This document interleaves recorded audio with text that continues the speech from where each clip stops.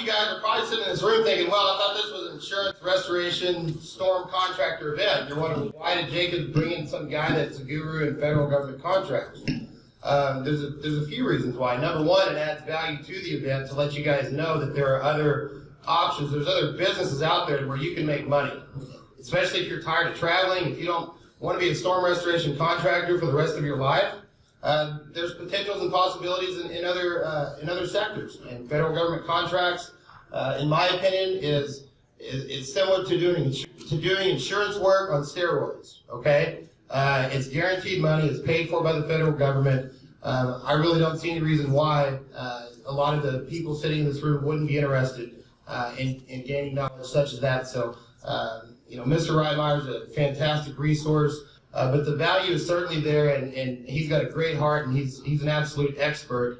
And this event was really designed for the elite of the elite, and he is certainly one of them. So if you're serious about growing your business and not just being a roofer, and you actually want to operate as a GC, and you're interested in federal government work, he would certainly be your go-to guy. There was this massive profit going on. Well, 97% of the contractors were starving to death. 3% were making unbelievable profits.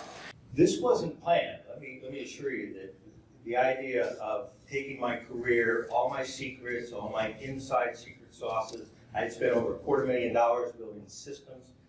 One of our distinguished gentlemen here talked about systemizing. My deal was I had the perfect blueprint. I was flying under the radar. I didn't want anybody in the world to even know who I was or what I was doing, because we were just putting tons of cash in the bank. Ronald Reagan changed the tax law, and that year we had to write a check for $6.5 million, but we had the cash to do it. So when my son had the accident, and I literally walked away from this business for 3 years, and I was called by Tyler Bryant, who runs the construction expo shows, and I was asked to be a keynote speaker. I really didn't know what I was going to do with my life, but I agreed to do that. And so they put this thing out. He said, what's your speech going to be? And I said, well, there's really 7 keys to making money in the federal construction business. Because what is business all about? Literally, you don't have one unless you're making money. So I said, well, it's just going to be the 7 keys to federal construction profit. Well, 2 days before the show in Houston, I got a phone call, and he said, I just want you to know we've had twice as many people sign up for this event, for your speech, as any presentation we've had in the 27-year history of the show. Expect a large crowd. Well, it was. And so I realized, of course, I remember now, that was 2010. The economy was pretty bad, particularly in the construction business. And as one guy told me when I got there, he said, look, we're all starving birds, and you got the bird seed, right? And so I put this, part of what you're going to see here is actually part from that. But when I left there, I realized that there was a huge void in the marketplace. In fact, that year, $57 billion in federal contracts were not awarded because nobody bid on them. Now think about that. 4 of the 5 contracts one of my clients got that year, he was the only bidder. All 5 made more than 50% margin. And we're talking contracts generally of $50,000 to $500,000, okay, for that particular client. To give you an idea of the vastness of this. So I agreed to give another one in Dallas. I came up here and I gave the keynote speech at the Construction Expo here, and I offered to do a 3-day high-intensity workshop training.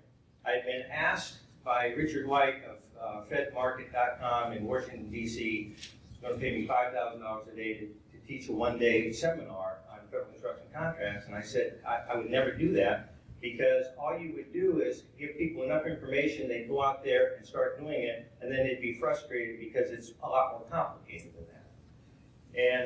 And I said, really, to be really good at this would take 3 days. He said, well, nobody's going to do that. I said, well, I'll tell you what, when I go to give this speech, I'm going to offer to the audience 3 days for $10,000 with 100% no questions asked, money back guarantee. We had 23 people in that room, including Mike Hill, who you can get his business card, by the way. If you look back around there where we have the little video by him, There's a GC expert sign that April gave us, and in front of that is Mike Hill's card. Mike Hill is a bonding agent. He's the only guy that came to my workshop and didn't buy a ticket because he stood in line till everybody was gone and said, you know, all those guys that are going to go to your workshop are going to need bonding, construction bonding, payment performance bonding, and handed me his card. Turns out Mike got the job as a bond columnist for ENR magazine, if you're familiar with Engineering News Record, 138-year-old granddaddy of construction publications. And he has now endorsed what I do. And as a result, one of his clients went to my workshop, and he called me up and he says the guy's doing twice as much business this year as what he did last year, and he says it's 100% attributable to what he learned in your workshop.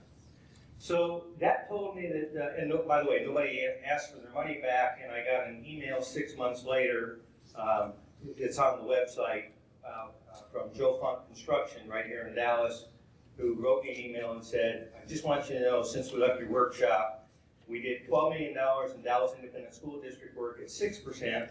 We did $1.3 million in federal contracts at 42% margin. And that email is on our website, by the way. So thus began the concept of that I would actually take all those secrets and put them into a high-intensity $10,000 workshop. 41 contractors have been through that training. Collectively, they've gotten over $340 million in contracts in the last 32 months. To give you some idea of that, David Snodgrass, if you look up snodgrassconstruction.net, his granddaddy started that business 50 years ago, ran it for 10 years. His dad ran it for 10 years. He's been running it for 30 years. And a year and a half ago, I got a phone call saying, hey, you know, I've heard about your workshop. I've been doing government contracts for 30 years. I think I know everything there is to know about this business. Why should I come to your workshop? I said, maybe you shouldn't, David. But, you know, why don't you read the brochure, and if it's something you're interested in. He said, well, okay, I'll do that, because you can download the brochure. And so he called me back a few minutes later and said, well, you say in here, you know, what to do if your bid's too high. He says, when my bid's too high, I don't get the job. I said, what if I showed you numerous examples where I was the highest bidder and I got the job? He said, well, how do you do that? I said, well, that's what the workshop's about. And he said, well, what's this about being too low? I said, if I'm too low, I try and get out of the job. I said, what, David? You never heard of the magic time zone? The magic time zone? I said, well, that's the time between when you give them the bid and they open it and when they make an award. I'll show you numerous examples where I was too low, and here's the bid for $72,000, here's the contract for $157,000. See, I was too low, but they gave me the job, but for a lot more money. Well, how did you do that? I said, well, that's what the workshop is. So, when my commitment to the guys was that you cannot buy a ticket to my workshop, except in this room. This is the only time when I've ever said that I would actually let people buy a ticket to a workshop. And when Jacob and I talked about it, I said, my whole deal was, if you go to my website, you can't buy anything on my website. I give you a ton of free training. There must be 100 videos if you go to youtube.com/federal construction. And it's just all free information. But it doesn't give you it gives you all the rules. And, you know, there's a lot of talk in here about, you know, well, this is how we do business. A lot of great information. But let me tell you something. One thing about the federal construction business is the people that play by the rules are marginally successful. The people that understand the exceptions to the rules are exceptionally profitable contractors. Okay? One of the things that's really intriguing about the way that we put our system together is I teach you the rules, and then I teach you the exceptions to the rules. Because nobody knows how to play the game using the exceptions to the rules. So what is it? Government Construction Experts is a premium business training organization. We take construction businesses like yours, and we transform them into becoming a national federal contractor, and we do it in our advanced training. It's the only thing I've ever done. It's a 3-day event, such that Carlos Bazbaz, a home builder in Houston, could go in 3 days from the local work he was doing to a national federal contractor. And I think it's video number 8. If you go to the GC Experts and you click on workshops, you can see a little video about him, how he transformed in that event from a local home builder to within 2 months he had jobs in Hawaii, Vermont, Minnesota. There's 7 contracts listed on there that he got in the next, I think, 4 months after he left the workshop, but scattered all throughout the United States. Okay, why? Why do I teach this? Well, I can't travel anymore. My son has gone through a series of seizures from epilepsy caused by scar tissue in the brain from having brain surgery, and I didn't want to travel anymore. But what I do know about business is this, is I studied business and I studied government contract law for 3 years, and my dad was a law school graduate, and that's why I learned all these exceptions to it. So let's talk a little bit about the importance of business and thinking differently. From the end of World War II up until 1968, the Swiss controlled 90% of the world watch market. Now think about this. 90% of all the watches in the world were made by the Swiss. Now you see what happened during World War II. The Japanese got bombed, a couple of A-bombs over there.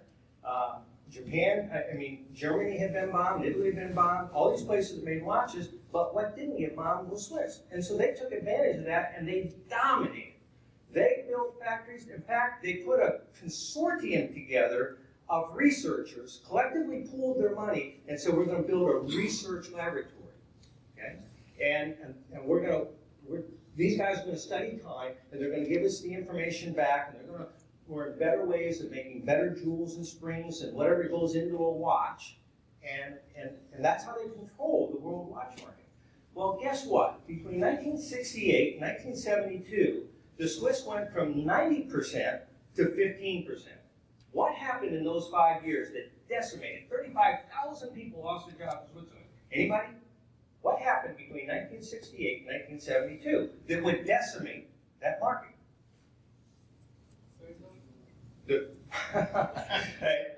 It was the invention of the quartz movement, 1,000 times more accurate than jewels and springs and gears. Okay? Now here's the funny thing. Who do you think invented the quartz movement? That movement, 1,000 times. It ran off of a battery. It would last 5 years. Anybody have any idea who invented that? It was the Swiss Watch Consortium. And guess what? They took this amazing technology and they went to all their manufacturers. They look at what this is. And all the manufacturers looked at the millions of dollars that they had invested in all those jewels and springs and gears and said, nobody's going to want that. You got to put a battery in it. Look at this. These bullets, man, just shake it. You never have to put it. Just got to oil it every once in a while. And these guys were just like, all these PhDs that had put that together, they didn't even patent it. They went to the World Watch Convention and they displayed it. Look at what we did. Well, what happens to a product when you invent it but you don't patent it and you show it to the world? Seiko picked up on it and boom, they decimated the Swiss watch market. Okay? The railroads. If you went back to the time of Abraham Lincoln until about 1920, do you know who the richest people in the world were? It was the railroad barons. Now, what happened between 1900 to 1935 that made every single one of those companies go bankrupt? Everyone in the railroad. The union. You think the union? Well, let me tell you what it really was. Henry Ford, the automobile, the roads, and trucks. Okay? Now, if these guys right here would have changed their mindset from we are the railroads, okay, to we are in the transportation business, they would have owned Ford, General Motors, put toll roads up, and they would still be the kings of everything, right? By just changing the mindset. They wouldn't do it, right? They were so enamored with the power of the railroad and how much money they made, they just looked at the past.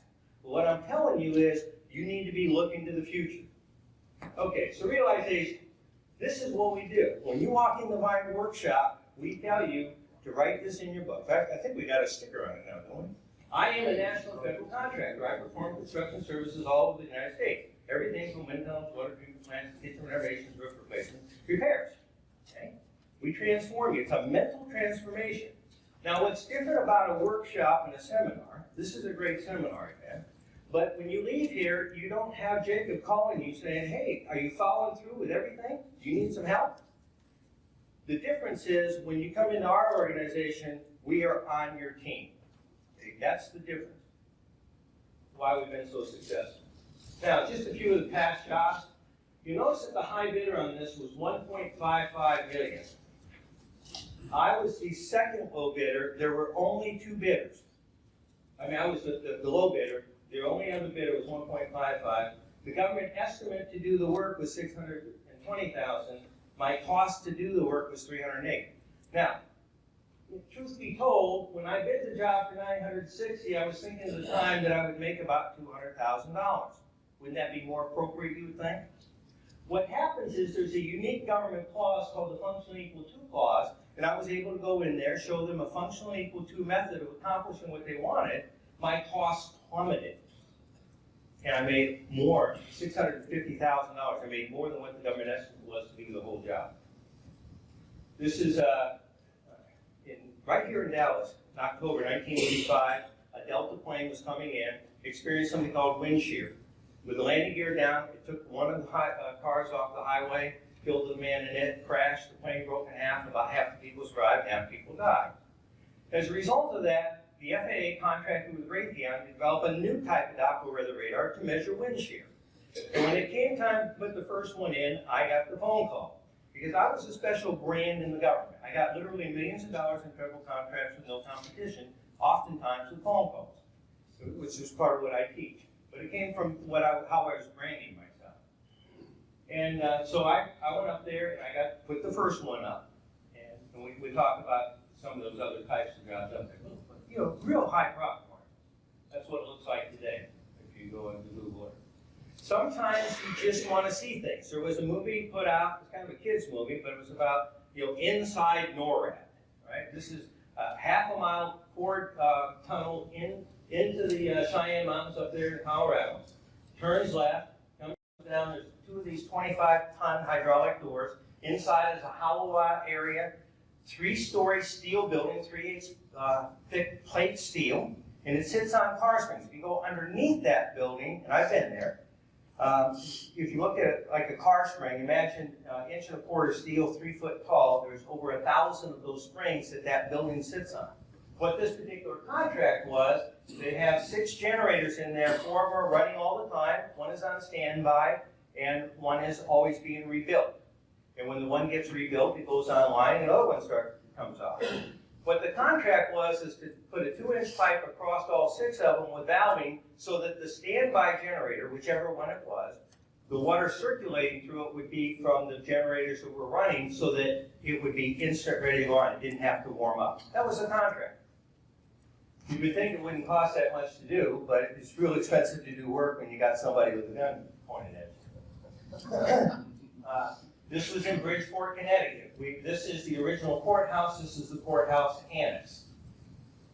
This is the side view of it. This one in San Francisco.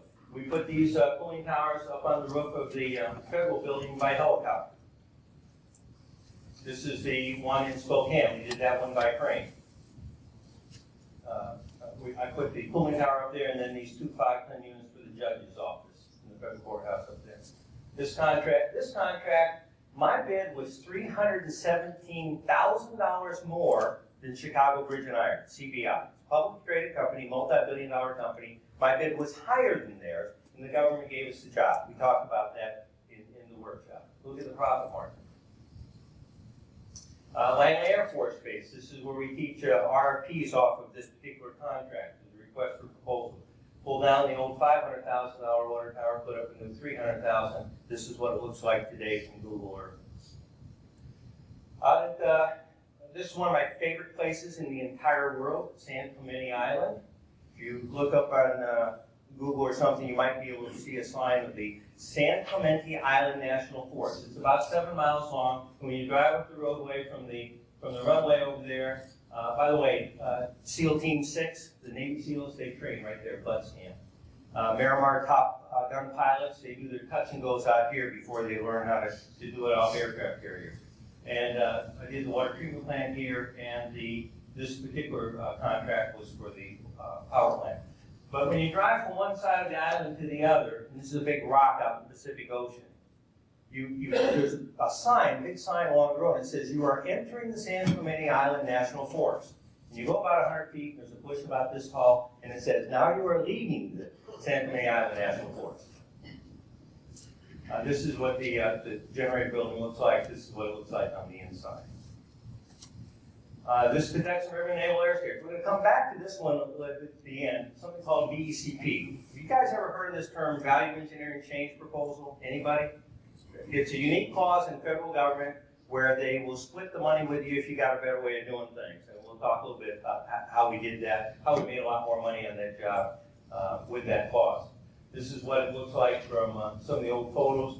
This was the building where I actually put the stuff in, and these heaters up here. We had 100 of those put in that hangar. Replacing the roof at Alcatraz.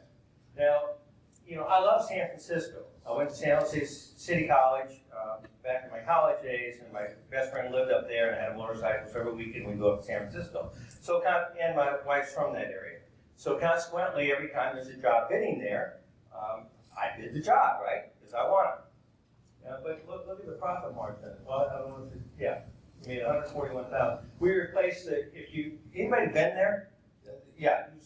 So you drive up the boat here and you get out. That's building 64. We replaced the roof on that.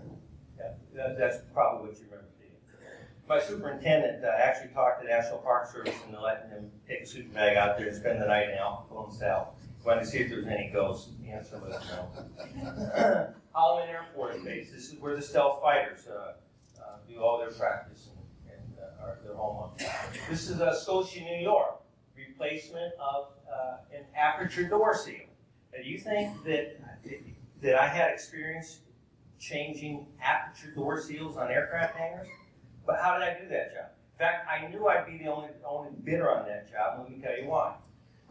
There's one company that specializes in making aperture door seals for aircraft hangars. It's called Monseal. So when I saw the job come out, I called up Monseal, asked for the Vice President of Sales, Jerry, and I said, hey, I'd like to talk to you about the job in Scotia, New York. He said, what job in Scotia, New York? Hit number one. Maybe nobody's looking at this project, right? So I said, well, look, let me tell you a little bit about it. So we agreed that, okay, that's probably about $8,000 to $10,000 worth of material. I said, okay, Jerry, I'll tell you what, I've got to send my bid out tomorrow night. What time do you leave work? He says 5 o'clock, so I'll call you at 4:30. But if anybody calls you about this job, I want to know who called you, their phone number, and whether they're a general contractor or a subcontractor. No problem. Call the next day, 4:30, and he says, nope, nobody's called, so does my bid go up or down? It goes up, right? Here's I don't know if I got the final dollar amounts. San Nicolas Island, this is very complex. This was a $1.7 million job. It was a phone call. They had default terminated 2 previous contractors out there, and I got a phone call. Can you complete the barracks? You know, it started out going like this. We have a problem. My response, most problems have a budget associated with them because I deal with federal procurement officials. Okay? Well, it's a $1.7 million problem. You can write this down if you want, okay? So the first question was, do you have a budget associated with it? Question number 2, what if that's not enough? Can you get more? In his case, no, that's all we got. Okay? Now, you don't drop it there. Does all of it need to be done now, or can we spend the $1.5 million, get as far as we can, and then you get more money later? He said, no, I got to have it all done. When do you have to have it done by? 6 months. Now it's a time factor. Okay, you can't get more money. It's got to be done in 6 months. Can I use equal to products? He said, yes. He's got one more question. I'll agree to do it if you give me first rights to the bars. Because the biggest problem everybody had was getting materials out to the island, because this island doesn't have a pier. Whereas San Clemente Island, you can come into the pier. So they have to literally beach the barges. So there's complex things that go on some of these things. Oh, by the way, every island, there's 7 channel islands in California. The most well-known was the San Clemente Island, which was bought by the Wrigley family many years ago. They took 1 square mile of the island and made it a town, a city, where you can actually buy property and businesses to operate. But every one of the islands has a unique species of fox. Every island is different. This is the barracks complex today that we finished. So national estimates suggest that contractors in this room are a segment of 800,000 national contractors, licensed contractors, competing over $600 billion in volume work. So the national construction market is a near $1 trillion market. Okay, and 800,000 of those contractors compete over about 600,000. The federal market, well, the number of federal contractors is about 25,000 that have actually registered in CCR. Richard, where are you at? That told me that you had gone through the process of getting registered with the federal government. Richard's here? Somebody, I met him out there. I don't know where he's at. He's probably in the back. But he said he had gone through 3 years ago. He went through and he got registered and everything set up. But then he actually tried to get in to do it. And said, "Man, that's just too complicated." Okay. Well, it's complicated if you don't have a success blueprint. But the fact is that even though there's about 25,000 that are registered in SAM, we think that the actual number of competitive bidders is half that, going after $300 billion. You see the disconnect? There's less than 2%, 97% less competition in the federal market. You can do the math, there's less competition. Whoops. Okay, in fact, there isn't enough bonding capacity among 25,000 contractors to perform $300 billion worth of work. Many solicitations go unbid every year. Okay, so key number one, get registered. What's that process? Well, we have in a little CD, we sell them for $20 back there, but anybody that signs up for this event gets to take one with you. It's a step-by-step process. You get it on CD, you just click the links. It's free to register and get qualified. Yeah, but they don't have the electronic version. Okay. So it's a step-by-step system. You know, look, when you're doing this volume of work that we were doing, up to $100 million a year, believe me, we systemize everything. Now, interestingly, you guys can work as your business is now, licensed wherever you are. You can do. I was only licensed in one state, and I've worked in 49 of the 50 states. Okay, so I've done $1 billion worth of work in 49 of the 50 states. The only state I was ever licensed to do business in was West Virginia. And the only reason I was licensed there was because that's the only state that requires you to be licensed when you're on a federal job. Okay? So key number two is find the jobs. Where can you find the jobs? If you want to write something, we give them the slides. We don't give them all the slides. Okay. Go to gcexperts.com/IRC. There's a box you can get our entire presentation. So gcexperts.com/IRC. Capital IRC, I think it is. Okay?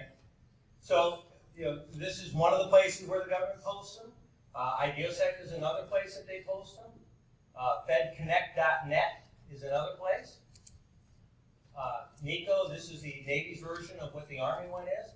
And this is the one that is required when Al Gore invented the internet and told everybody that the government's going to go through one little portal. He made it mandatory that any solicitation over 25,000 with limited exceptions must be posted at this particular website. So this is where you can go in and search and see what's going on. How many federal agencies are there? Anybody venture to guess? Somebody said 400? Yeah, you can't keep me through it, okay? There's actually 456, and the list seems to keep growing for some reason. John put this little video together to give you some idea of, he took the actual list and then just put this little screen capture thing on, and it goes on and on and on and on and on. Okay? So one of the things we teach, if you sign up for our program here today, you're going to get a series of emails, and one of those is called Building Out Your Federal Circle of Influence, and it's the methodology that I use to brand myself with government people so they knew who I was, what I was doing, and what I could do for them. Okay, when they did that, prior to Al Gore, the government put out a little yellow pages every day. It came out of the federal government printing office. It's a little yellow page deal called the Commerce Business Daily. And just like if I was looking for a 2005 Mercedes, and I opened up my Austin American Statesman, went to classified ads, how fast? I mean, less than 10 seconds, I could zoom in, find Mercedes, they're by date order, and I could zoom in on it, right? You can do that with the newspaper. But that's pretty hard to do when you're looking at just a portal. Now you're trying to do search and see what goes on in there. There's all kinds of funky stuff going on. Well, when I knew that the Fed Biz Ops was going away, I invested $250,000 in building a system called Bid Trackers, who actually has this website. Now, this is what the the bid tracker system looks like from our end. John Galani, John, stand up. Okay, this is John Galani. He actually runs the bid tracker system. But this tracks every federal construction expenditure on a day-by-day basis. We print out for our members twice a week a bid tracker market report. You have a version of it on your desk there, and you can see that in the next 30 days there's over 200 government contracts that are out for bid. For the next 30 days, there's going to be more than 200 federal contract awards. By the time June, July, and August come around, it'll be close to 800 to 1,200 a month. Can everybody in this room bid 1,200 projects a month? Impossible. You can't bid 50 to 75 jobs a day. Okay. What do these reports look like? They're made to be read right from left. Why right from left? Well, you notice the right is the date. If it bid yesterday, who cares? If it bids 30 days from now, are you likely to be working on it now? Probably not. Okay, I was typically 3 to 4 days, at the most 2 weeks, that I was doing a look ahead. But I want to know what's going on up to 30 days ahead of time. So this system that I built tracks all of it, and when I was running it, I was tracking how much everybody's bid was on every single project across the entire United States. That gave me a competitive advantage, because I could tell when somebody's bonding capacity went up. I'd see a competitor, he'd get a job, he'd get another job, all of a sudden, the same kind of work, he's not bidding. Why isn't he bidding that job? Because he doesn't have the bonding capacity for it. Okay, and by the way, these are made to read in less than 3 seconds a line. So when you get a bid track report, we're going to teach you how the first 5 minutes of every day should be just like when you were a child and grandpa or grandma took you to the candy store, and your first time in a candy store, you were looking at all this candy. You can have anything you want. And you go, oh, I want this one. I want this one. I want this one. And say, well, we don't want you to get sick. And, I don't want your mother to be too mad at me when I take you home and you're going like this. So, but that's the way I felt every day when I got up in the morning. It was like just going to a candy store. Less than 5 minutes, I could zero through my reports for any particular day and pick out what I want. So the process we teach is you have the bid track report, you scan 3 seconds a line, and what you're looking for is a no. Anybody heard that concept in sales? Look for the no. Instead of trying to make a sale, try and find a reason not to do business with somebody so that you're focusing on the ones that make sense. We teach that method. Okay? So right away, if the biggest job you can find is $250,000, you're not going to be looking for $500,000 a million. So why should I be looking further across? So the idea is you're looking for a reason to say no. You come over here and go, man, that's perfect. It's an ARA. They still got some of that money left over from February 17, 2009, $137 billion of the $787 billion was ARA funded. They're still trying to spend it. Why? You're looking at a 2-year-old. Oh, what? No, but I mean, they still are. Some of these funds are still coming out. Okay, so key number 3 is set-asides. Okay? If you qualify for a set-aside, anybody doing over $34 million a year in here, okay, every one of you qualify for the small business set-aside. That's 23% of all federal spending. But there's other things. So that's a small business. This thing's supposed to be on there. Okay. There's the service disabled veteran known. We have a few of those. So if you teamed up with our group, which now spans Alaska, Hawaii, New York, and Florida, and most places in between, there's the 8A, which is an extended program of where they can negotiate exclusively with you for contracts. And then there's the historically underutilized business district. So some of the projects are set aside. They are only awarded to small businesses that operate in a hub zone. How can you find out if you're in a hub zone? Real easy. You go to sba.gov/hub zone. And you read it, and they'll have the little map thing that'll look like, so there's sba.gov, and now you go to /hub zone, and then you go down and you get a little map, and then you can just, there's right here. You just put in your street address, city, and state, read what the requirements are, and if you're in a hub zone, you can get, and sometimes they even are very specific. I had one for one of my clients that's in Tennessee, and it came out and said, only hub zone contractors in Tennessee and Arkansas can bid this job. We got the job, we were the only bidder. Yeah. Key number 4. This is a mental thing. go from a local contractor to a national federal contractor. We make that real easy because we already have contractors that have been through this training, just like in this room, but it's a very intensive, and when I say intensive, I mean, the first day of my workshop is 10 hours straight. We don't leave the room except for bathroom breaks, lunch is brought in. The second day, the same one, okay? Now, we have a special introductory program that we're going to offer to you. That'll come right here at the end. So key number 4 is that mental thing. Now, I want you to understand that the electrical work that we do in Texas, we use the same conduit, the same wire, the same electrical, the same national electrical code, whether it's in Washington, Florida, New York, or Hawaii. The same thing applies to plumbing.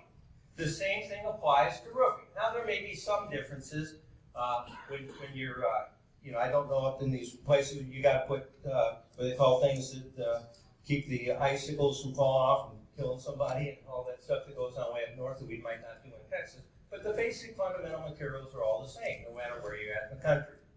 So if you understand construction, which everybody in this room does, and I trust you, and that's why you're being invited, because Jacob spoke for you. Key number 5 in this business is clarity. And so when I say clarity, is the government says, this is what we want done, you've got to be very specific and say, we will do exactly that. In fact, the Chicago Bridge and Iron one that I beat them, even though my bid was $317,000 more than their bid, the reason I got the job is because they had put one letter of clarification in which made their bid non-responsive. Same thing happened with the swimming pool liner up at Fort Detrick. The Natari, who makes a swimming pool liner, had bid the job against me. They were at $72,000. My bid was $97,000, but they had put their terms and conditions and attached it to the government contract. Well, guess what? The government, that automatically voided their contract. I got the job for $97,000, subbed it to them for $70,000, because that's their business. Okay. Look, I don't know about you. In my business, there's only 2 numbers. There's only 2 numbers. What's the highest number I can get a contract awarded for? What's it going to cost me? So I want this number to be up as high as I can get it. I want this number to be as low as I can get it, and I want that spread. I want to capture that spread. Okay, and it's just like the old shampoo commercial that says on the back of your bottle. What does it say? It says shampoo, rinse, repeat. Right? Lather, rinse, repeat. Right? Okay, past performance documentation, submit your done gratitude, whatever it says, you just do it.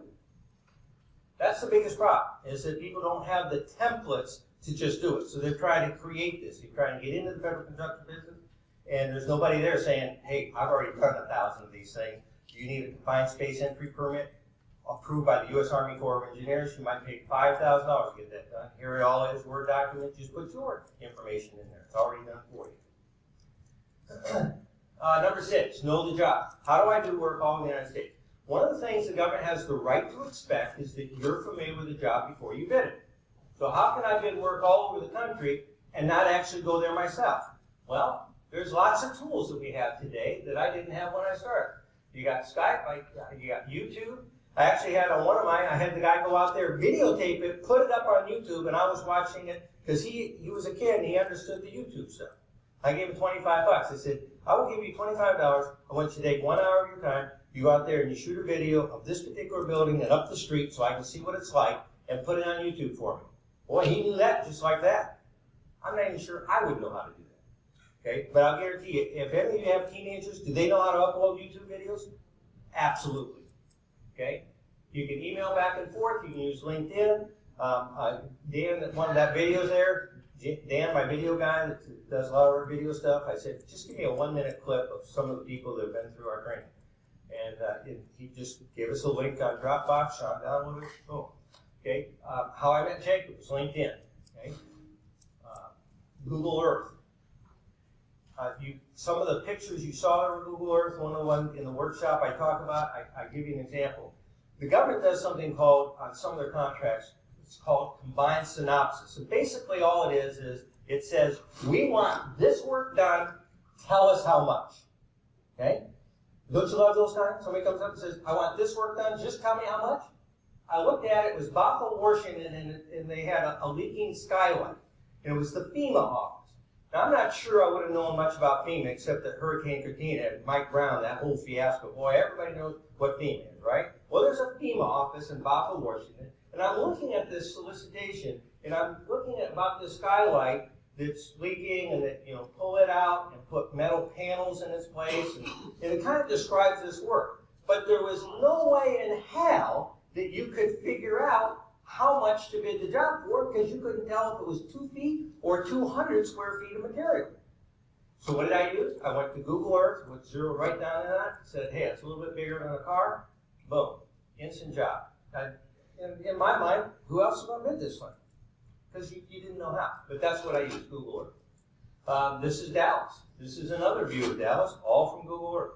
We can actually use Google Earth to measure. I had one of my clients came in and said, hey, I want to bid this graveyard, putting a fence around a National Historic graveyard. And he said, but I can't figure out what the distance is. I said, bring up Google Earth. It was 984. I said, now let's get confirmation. So how do we do that? I said, Google the cemetery, call, ask for the maintenance guy, and ask him how much of that fence there is. And he said, 984. There's confirmation. It works. Okay, key number 7, getting paid. Do all your clients pay you in 14 days? No? Well, the U.S. government does. They passed something called the Prompt Payment Act. They're required to pay you within 14 days of approved invoice, or they can owe you interest, and if they give you BS over that, you can charge a penalty interest, which is a double interest. They do not like paying interest. Okay, this is a bonus for this little show here. How did I get all these letters from the government? I actually had a guy in my very first workshop from Dallas here, Mike Brasberger, if anybody knows what used to be Dallas Concrete, is now Dallas Contractor. And Mike was well known here. He did $5 to $15 million a year, he and his dad, of concrete work in Dallas. In fact, in that very first workshop, he was the only subcontractor, and at noon the first day, he came in, caught me around the corner, I was getting a Coke out of the refrigerator, and he said, I'm really uncomfortable here. I looked at him. Why would you be uncomfortable here? He said, well, half the guys in that room have screwed me out of money. I said, Mike, you don't get it. You're getting the keys to the car, buddy. You're never going to be a subcontractor again. And so in the workshop, I mentioned this, that, I had all these letters from the government. He said, well, I asked the government for letters that they tell me they don't give them to you. I said, why did you ask? He said, what do you mean? I said, I don't ask the government for a letter. I said, this is what I did. Is I would write a nice letter to the government about how wonderful it was working for them, and I'd put the people's names in there, and then I'd fax it over, and I'd call them up, and I'd say, hey, I just faxed over a letter. I really felt great about working with you guys, and I just wrote a real nice letter, how much I appreciated the cooperation that we had. It was a great job for all of us taxpayers, and I really want to be a valuable resource to the government, and I just want you to know how much you guys are appreciated. I faxed that over. Is that something you can just pick up off the fax machine and talk to me about? I just want to make sure I put the right people on, I spelled the names correctly. What happens when somebody goes to a fax machine and they're walking back to the phone? What are they doing? They're reading it, right? So here's reading this beautiful letter, and he says, oh, yeah, that's really nice. Okay, well, listen, I'm going to sign the original and fax it over to you and mail it to you, and I'm going to include some of the other letters I've got from the government. If you don't have any, you can use mine. You can say, a friend of mine got from the government. And if you felt the same way about doing business with me that I felt about you, I'd appreciate it if you give me a letter. And about half the time, I'd get a letter back. Now, you can use this same technique. In fact, it's one of the things that I'll tell you to do if you're going to come to this workshop I'm going to give you the offer to come to. Is between now and the time of that workshop, I'd like you to go back to every customer, that commercial customer, and every business person, your banker, your insurance guy, your subcontractors, your general contractors you work for, and I want you to write them a nice letter and just do the same thing. David Daly told me that when he started doing this, about the third time when he was sending letters that other people were sending, he said what happened was they were looking at what other people were saying about doing business with me, and they tried to outdo them. And the letters just got better and better and better. So this is your key to really getting in a great set of references. I can see Bill just said, you're going to do that, right? Okay. It works. Okay. Now, how does the government know whether, this was David's deal. How do you get contracts and you're not the low bidder? I said, are you familiar with PPIRS? Go ahead and write it down, PPIRS. In fact, if you put in YouTube, PPIRS, you'll see me on stage at the Dallas Expo giving that little secret away that I just walked you through. Just put PPIRS in YouTube. After you do that, put ppirs.gov, and you'll go to this website, and this tells you exactly, welcome to the Past Performance Information Retrieval System. In July 2002, the Department of Defense endorsed the PPIRS as the single authorized application to retrieve contractor performance information. It's a web-enabled enterprise application that provides timely and pertinent contractor past performance information to the Department of Defense and the federal acquisition community. Okay? There are 9,632 federal procurement officials. I know every single one of them. Why? Because they all get my magazine. Anybody heard of the Federal Construction Magazine? If you're not familiar with it, just go to federalconstructionmagazine.com. If you send me an email, you have my email address, I'll give you the latest issue for free. Okay. This is the Abraham Lincoln. Abraham Lincoln, when he passed away, this was his home in Springfield, Illinois. They get 1 million visitors a year there, and they wanted to replace the wheelchair lift. These were put in 1993, and as you can see, they're deteriorating. They wanted to put exactly the same kind in with one additional safety feature. They were always concerned that some kid might put his foot there and this thing would come down and crush it. So we put a tow guard around that would automatically cut off the hydraulics if somebody had their foot there and it came down. Okay? Now, how did I know I was going to be the only bidder? Number one, it was a hub zone set aside. Number two, the specifications were written where nobody could comply with the specification unless you knew the exception to the rule. And I knew that I would be the only guy that knew the exception to the rule. So I actually got paid $90,000, well, I think it was $87,000. We'll give you the numbers here in a minute. Okay, replace wheelchair lifts, Abraham Lincoln Historic Site. That was the contract award, $87,400. I paid Hercules $10,000 a piece for the lift with the tow guard. I paid Portable Mobility $2,000 a piece to pull the old ones out, put the new ones in. You do the math. I never went there. I sent Chad up there just because I wanted pictures of everything. While he was up there, this massive rainstorm came in. They couldn't even leave for over an hour. He's sitting there with Kathy Lawson, the National Park Service up there, a contracting officer, and Kathy is telling him that Barack Obama had funded all this stuff, asked them what they wanted. They wanted to repave all of the parking lots up there because they get 1 million visitors a year. They put it out for bid, there was no bidder. They put it out for bid again, there was no bidder. They put it out for bid a third time, there was no bidder. She lost the money back to the pool. She was trying to get it back. Nobody did that job. Okay, talking about this one here. This is the replacing the seal. Here's the actual number. Okay, now remember, I knew I was going to be the only bidder, so I bid it high, $87,300. Now, if you're not familiar with the $100,000 letter, you can Google it, or you can go to 100kletter.com. www.100k2000letter.com. It's a tool that took me 25 years to figure out, but the first time I wrote that letter, I made $100,000 on the contract. That letter has since been used to make over $3 million.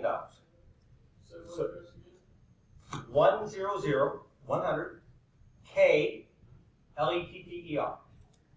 I call it the $100,000 letter because the first time I wrote it to Tony Claiborne at Arnold Air Force Base, I got a full price contract and I made $100,000 in the next 90 days. And I went, boy, that is a neat letter. But it took me 25 years to figure out how to write it. I used it on this. I sent him a high price. He called me up. Your price is too high. Have anybody ever told you your price is too high? Really? Well, I struggled with that for 25 years. And every time they'd say your price is too high, it was like, ugh, because I thought there was only two things I could do. Either lower my price, that's not fun, or don't take the job. That's not fun either when you put all the work in to try and get it. And then it hit me. What if I did this? I wrote Tony the letter. The following Monday, I didn't hear anything. Tuesday morning, in my email was a full price contract. Okay? So, Chris Jamula called me up. He said, oh man, I really appreciate you did the job, but your number's way too high. So, well, let me send you a little letter. He gets $100,000 letter, he calls back, he says, well, how about 82,273? Done deal. Okay? Now, as soon as I had the contract in hand, I called Jerry back up at Bunzio. Hey, Jerry, we got the job. Who's the #1 guy in the entire United States at replacing those aperture door seals for hangar doors? He said, that'd be Dan. You can write it down, danstores.com. I called Dan. He's in Rhode Island, 2 hours away. Hey, Dan, I've been talking to Jerry. I don't know how much you're paying the guy, but he sure talks nice about you. He says you're the best there is. Oh, really? Yeah, well, I've got this project up in Scotia, New York, and it's replacing some door seal, and, I talked to Jerry. He says it's going to be about $8,000 to $10,000 for the seal part, and I'm thinking, they want to replace the little rollers underneath the doors. And he said, well, how big a job is that? I said, well, that would be maybe, say, 20. So if we give you an extra $10,000, that'd be 30. He said, well, that's only a couple hours. Let me drive up there. These pictures are from his cell phone. He would go up there, took the pictures, called back, and said, how about 35? I said, how about 34,750? Okay? There's the contract. Dan's Doors. You call him and ask him. Because he'll remember me because I wrote him a real nice letter. In fact, we call it the Dan's Door letter. Okay, you do the math. It's good enough. Okay, so some other time we'll get in there. So what happens now? Taking ownership is a process. It takes time, reinforcement, competent help. Most can't do it without ongoing support. So we developed the Introduction to Federal Construction Workshop. Announced for the very first time. Let's give that a round of applause.